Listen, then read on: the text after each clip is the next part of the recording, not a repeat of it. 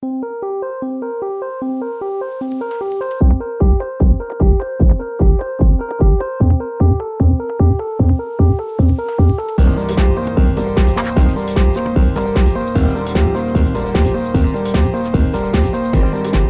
everybody, Dacob here. Welcome to the Fashion Bunker.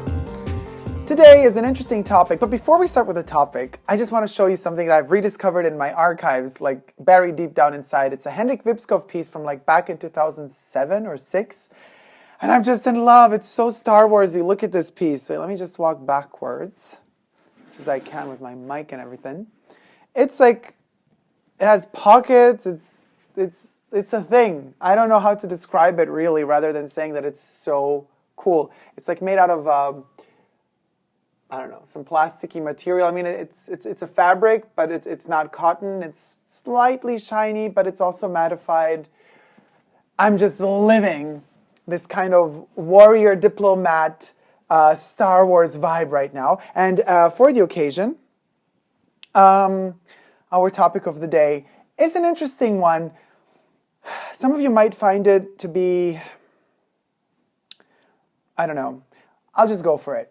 Let's see what you think. It concerns luxury goods, and it concerns luxury brands, and it concerns their lack of quality. Or, you know, as for those of you who follow me on my channel know, the debate that we're having since quite some time now as far as quality control falling down for luxury brands, like, you know, all of them, not to mention just a few, but all of them. Imagine whatever brand you want, and that's what we're talking about. So I've come to this conclusion personally.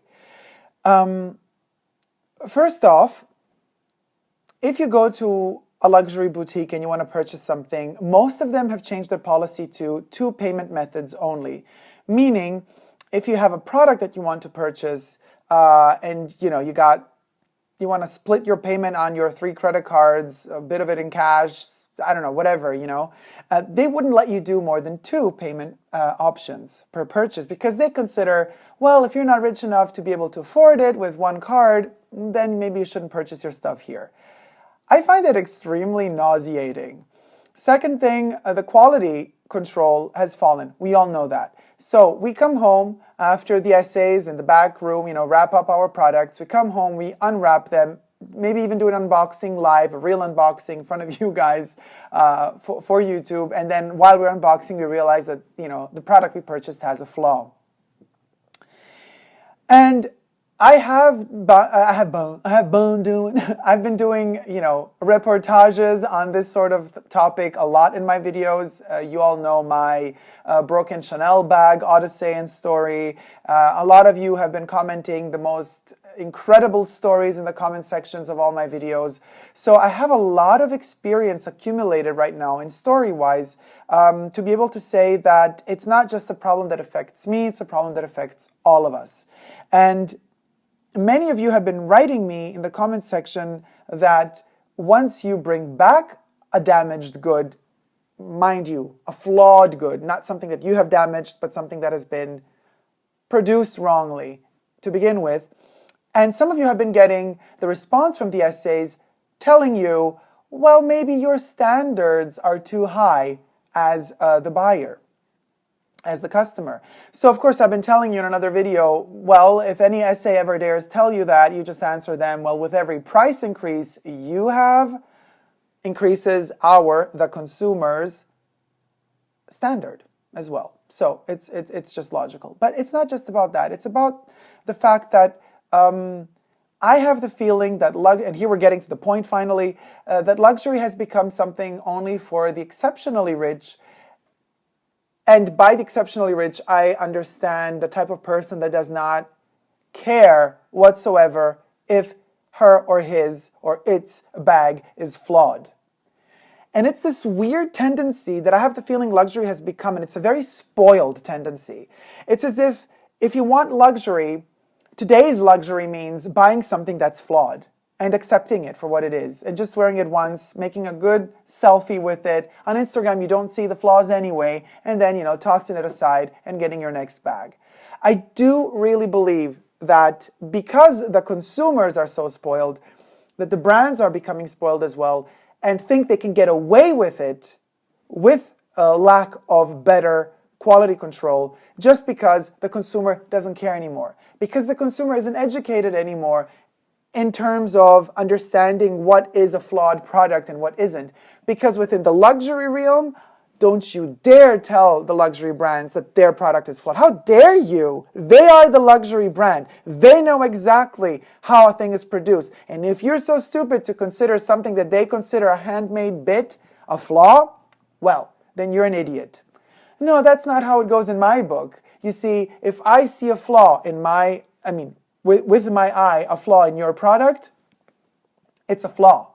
You can go about trying to tell me and trying to make me think that it's my fault, that my standards are too high, when in reality, it's the spoiled world of luxury that has become literally a place where real luxury today is accepting the flaw. How sick is that? How sick is that? We have come to a point where if you want to be considered by these luxury brands, you have to accept the flaw. That's luxury. To be able to just throw away that money for a flawed product. How fabulous is that? Not in my book. And on another note, this brings me to a point of future forecasts. What do you think our future looks like if this sort of story goes on? Well, let me depict and paint for you with really nice and tight strokes of brush a future scenario. Picture it. 2076. We're at the red carpet event, the Oscars. The actresses and actors are arriving, and we still do have some sort of futuristic interview before they enter whatever sort of studio they're going to be entering to deliver or not their awards. We won't be asking them anymore, what are you wearing, in terms of what brand of clothes you're wearing, but luxury will become so decadent and sick and disgraceful that we will be asking them, what disease do you have tonight? Think about this. Now, this is my theory. If this shenanigan way of accepting flaws in luxury goes on, we're going to get to a point where only the rich and famous will be able to afford certain medications for certain diseases. So it's going to be extremely fabulous to be able to say, I'm a billionaire, darling. I can afford to get tuberculosis, syphilis, HIV, and hepatitis C all in one night, and then the next day I spend my $2 million, for the antidote. So it's going to become extremely fabulous to say, oh, tonight I'm wearing syphilis. What about you? Oh, you can't afford a disease? Oh, so sorry for you. Think about this, guys. I know this scenario seems extremely apocalyptic and sick. No pun intended. But that is where we're heading towards. We're heading towards a society where being rich and living in luxury literally means being able to not care if the 5,000, 50,000 bag is flawed. And actually to be able to say, I bought it flawed because I can. Thank you guys so much for watching. I hope this was some sort of bread for your thought. I'm just throwing it out there. Let me know what you think about this in the comment section down below. If you did like my video, thumb it up, virtually and in reality as well, in the future and in the present. And don't forget to subscribe to my channel here on YouTube. I am also on Instagram, Facebook, and Twitter.